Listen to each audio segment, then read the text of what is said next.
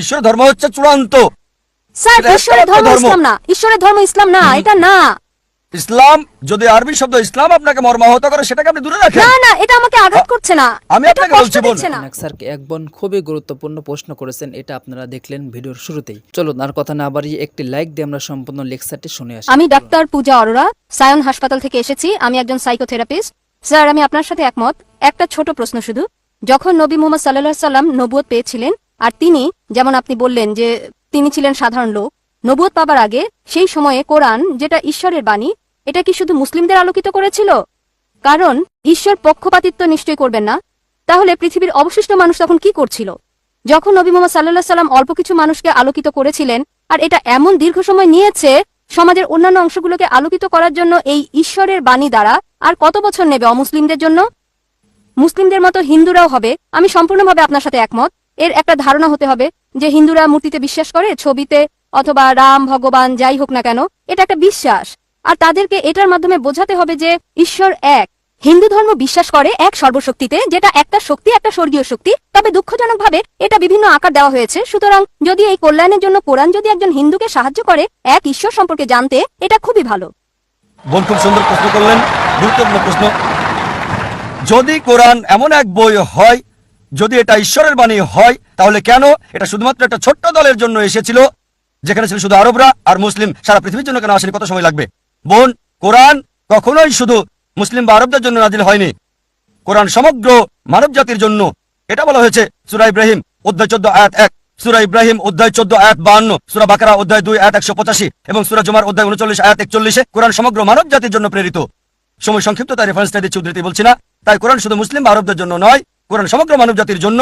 আর নবী মুহাম্মদ সাল্লাল্লাহু আলাইহি সাল্লাম শুধু মুসলিম বা আরবদের জন্য নয়। কোরআন বলছে সূরা আম্বিয়া অধ্যায় 21 আয়াত 107, ওয়ামা আরসালনাকা ইল্লা রাহমাতাল লিল আলামিন, আমি তো তোমাকে প্রেরণ করেছি রহমত স্বরূপ সমগ্র মানব জাতির জন্য, সারা পৃথিবীর জন্য, সমগ্র সৃষ্টির রহমত স্বরূপ। একই কথা বলা হয়েছে সূরা সাবা অধ্যায় 34 আয়াত 28, যে নবী মুহাম্মদ সাল্লাল্লাহু আলাইহি সাল্লামকে পাঠানো হয়েছে সারা পৃথিবীর নবী হিসেবে, সুসংবাদদাতা আর পাপ থেকে সতর্ককারী হিসেবে। তবে অধিকাংশ মানুষই তা জানে না।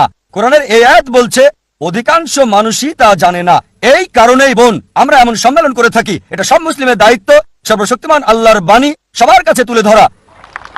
তাহলে আরেকটা প্রশ্ন স্যার করব? সময় লাগবে, তবে ভালো হয় আর দেরি না করলে। আর যারা মুসলিম হিসেবে দাবি করে, অনেকেই ভালো মুসলিম না, হয়তো শুধু নামেই আব্দুল্লাহ, জাকির, মোহাম্মদ, সুলতান। ভালো মুসলিম তারা নাও হতে পারে। একইভাবে আপনি ঠিকই বলেছেন, হিন্দু ধর্মে গ্রন্থ মানছে না। তারপরও যে ধর্মের সবচেয়ে বেশি মানা হয়, শুধু মুখে নয় কাজে কর্মে, সেটা হচ্ছে ইসলাম 1 নম্বরে।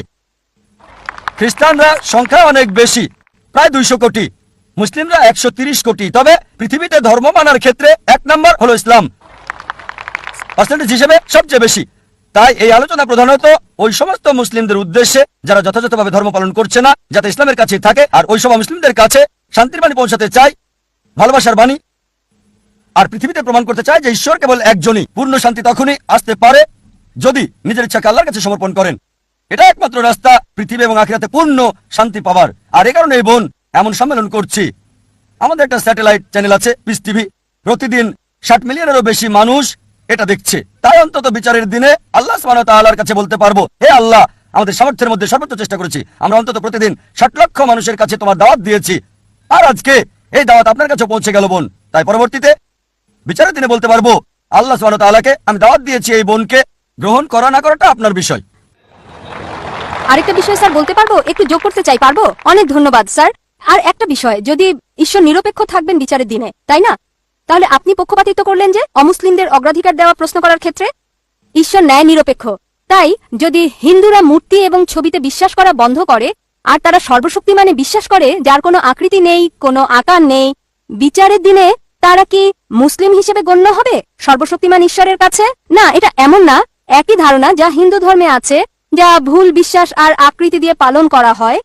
তবে একজন হিন্দু যদি হিন্দু ধর্ম পালন করে, সেটা ভুল না, পালন করবে, কারণ তার উদ্দেশ্য ঈশ্বর, তিনি মহান। তবে আকার দেওয়া যাবে না।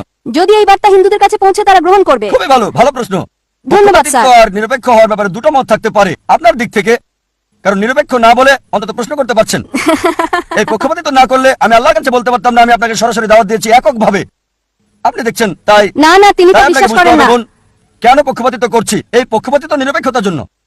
কারণ অন্যরা দাওয়াত পেয়েছে, 100 না হলো 90 ভাগ, আপনারা সবাই কম পাবেন। তাই আমাদের এই পক্ষপাতিত্ব নিরপেক্ষ হওয়ার জন্য। ঠিক স্যার, তবে আমাদের যা এবার দরকার। আপনার প্রশ্নে আসি। জি স্যার। এটা খুবই ভালো প্রশ্ন, যে যদি হিন্দুরা বিশ্বাস করে এক ঈশ্বরে, মূর্তিতে বিশ্বাস না করে, প্রতিমূর্তিতে বিশ্বাস না করে, ভাস্কর্যে বিশ্বাস না করে, তাহলে শেষ বিচারের দিনে তারা কি মুসলিম হবে? ঠিক, আপনি ইসলামের অংশ অনুসরণ করছেন। ঠিক, যদি আপনি হিন্দু গ্রন্থ পড়েন, হিন্দু গ্রন্থ বলছে আরেকজন নবী আসবেন, আর নবী মোহাম্মদ সাল্লাল্লাহু আলাইহি সাল্লামের আগমনের অনেক ভবিষ্যৎবাণী আছে অনেক জায়গায়। তার কথা আছে ভবিষ্য পুরাণায় পর্ব 3 খণ্ড 3 অধ্যায় 3 শ্লোক 5 থেকে 8। তার কথা বলা হয়েছে ভবিষ্য পুরাণায় পর্ব 3 খণ্ড 3 অধ্যায় 3 শ্লোক 10 থেকে 27। তার কথা বলা হয়েছে অথর্ববেদে অধ্যায় 21 অনুচ্ছেদ 6, অথর্ববেদ অধ্যায় 21 অনুচ্ছেদ 7। অনেক জায়গায় তার কথা বলা হয়েছে, তার কথা নাম সহ বলা হয়েছে 100-এরও বেশি বার মোহাম্মদ হিসেবে হিন্দু গ্রন্থে। ঠিক, সময় স্যার। কম, তাই সবগুলো রেফারেন্স বলছি না। কল্কি পুরাণে কল্কি অবতারের কথা উল্লেখ আছে অধ্যায় 2 অনুচ্ছেদ 4, 5, 7, 9, 11 এবং 15-তে বলা হয়েছে আরেকজন অবতার আসবে, কল্কি অবতার, যার বাবার নাম হবে ঈশ্বরের ভৃত্য বিষ্ণু ইয়াস, আরবি করলে হয় আব্দুল্লাহ, যেটা মোহাম্মদ সাল্লাল্লাহু আলাইহি ওয়াসাল্লামের বাবার নাম। এই কল্কি অবতারের মায়ের নাম হবে সুমতি, যার অর্থ শান্তি, নীরবতা, যার আরবি হচ্ছে আমেনা, যেটা নবী মোহাম্মদ সাল্লাল্লাহু আলাইহি ওয়াসাল্লামের মায়ের নাম। তার জন্ম হবে মাধব মাসের 12 তারিখ, 12ই রবিউল আউয়াল। এই দিনে নবীজির জন্ম হয়েছিল। তার 4 জন সাথী থাকবে। আমরা জানি প্রথম 4 খলিফার কথা। তিনি জন্মগ্রহণ করবেন শান্তির জায়গায় মক্কায়। তার জন্ম হবে মক্কার প্রধান গোত্র কুরাইশ বংশ। আরো বলছে তিনি উত্তর দিকে যাবেন, একটা গুহা থেকে ফিরে আসবেন। আর নবীজি মোহাম্মদ সাল্লাল্লাহু আলাইহি ওয়াসাল্লাম মক্কা থেকে মদিনায় গিয়ে আবার এসেছিলেন। আরো অনেক আছে কল্কি অবতার সম্পর্কে। আপনি একটা অংশে বিশ্বাস করছেন লা ইলাহা, আপনাকে এটা বিশ্বাস মুহাম্মাদুর করতে হবে, রাসূলুল্লাহ। মুহাম্মাদুর রাসূলুল্লাহ।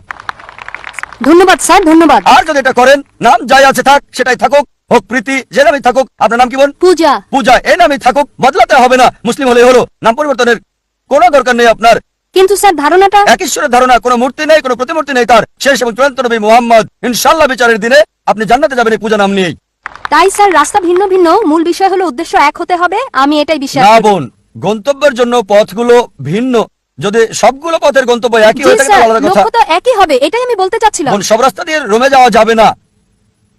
ঠিক, আপনি মনে করতে পারেন, কিন্তু ভুলভাবে মনে করলে আমি সঠিক করে দেব। আমি বিশ্বাস করি হতে না। পারে। না স্যার, না না। বোন, যদি বলেন আপনি হিন্দু, সংজ্ঞাগত ভাবে যে ভারতে বাস করে সেই আসলে হিন্দু। না স্যার, এটা এমন না। বোন, হিন্দু হচ্ছে ভৌগোলিক সংজ্ঞা। আপনি জানেন না, আমি জানি। আমি একজন হিন্দু ভৌগোলিক ভাবে। আমি হিন্দু ভৌগোলিক ভাবে। হিন্দু শব্দটা প্রথম ব্যবহার করে আরবরা। অনেকে এখানে আছে, তারা আমাকে হিন্দি বলে যখন সেখানে যায়, হিন্দি, হাই হিন্দি। তারা বলে আমি হিন্দু। হিন্দু শব্দটা প্রথম ব্যবহার করে আরবরা যখন ভারতে এসেছিল। পার্সিরা ব্যবহার করেছিল এটা ভারতের লোকদের বোঝাতে যখন ভারতে এসেছিল। তাই ভৌগোলিকভাবে আমি হিন্দু। যদি ধর্মীয় ভাবে বলেন, হিন্দু হচ্ছে মিসনোমার। স্বামী বিবেকানন্দ বলেন সঠিক কথাটি হচ্ছে বেদান্তি। আপনার বেদ মানা উচিত। তাই যদি সঠিক বিষয়টা অনুসরণ করেন, বেদের এক ঈশ্বরে বিশ্বাস করেন আর বিশ্বাস করেন নবী মোহাম্মদ সাল্লাল্লাহু আলাইহি ওয়াসাল্লামকে, তাহলে আপনি একজন মুসলিম। কিন্তু স্যার ধর্ম শক্তিশালী হতে পারে না। হ্যাঁ? আসল শক্তি হলো আল্লাহ। ঠিক, আমি আপনার সঙ্গে সত্য এবং একমত। চূড়ান্ত শক্তি আল্লাহ। আর ঈশ্বরের ধর্ম, ঈশ্বরের ধর্ম হচ্ছে চূড়ান্ত। স্যার এটা ঈশ্বরের একটা ধর্ম ধর্ম। ইসলাম না। ঈশ্বরের ধর্ম ইসলাম না, এটা না। ইসলাম, যদি আরবি শব্দ ইসলাম আপনাকে মর্মাহত করে, সেটাকে আপনি দূরে রাখেন। না না, এটা আমাকে আঘাত করছে না। আমি এটা আপনাকে কষ্ট বলছি বোন, দিচ্ছে না। যদি মর্মাহত না করে, না স্যার, এটা একটা ভালো শব্দ। কিভাবে এটা অন্যকে আঘাত করে? অন্তত একজন শিক্ষিত মেয়েকে না। মাশাআল্লাহ, আপনি একজন শিক্ষিত মেয়ে। হ্যাঁ, ধন্যবাদ, অনেক ধন্যবাদ আপনাকে। ধন্যবাদ স্যার। বোন, ইসলাম হচ্ছে নিজের ইচ্ছাকে আল্লাহর কাছে সমর্পণ করা। ইসলাম নিয়ে যদি সমস্যার দরকার নেই, তবে আপনার ইচ্ছাকে সমর্পণ করুন। আল্লাহ কোরআনে বলেছেন সূরা আল ইমরান অধ্যায় 3 আয়াত 19, ইন্না দ্বীনা ইনদাল্লাহিল ইসলাম। একমাত্র ধর্ম, একমাত্র জীবন ব্যবস্থা আল্লাহর কাছে গ্রহণযোগ্য হচ্ছে নিজের ইচ্ছাকে আল্লাহর কাছে সমর্পণ। দর্শক শ্রোতা, আপনারা তো সম্পূর্ণ লেকচারটি শুনলেন, অবশ্যই আপনারা বুঝতে পারছেন। প্রিয় দর্শক শ্রোতা, এবার আপনাদের কি মূল্যবান মতামত কমেন্ট করতে ভুলবেন না।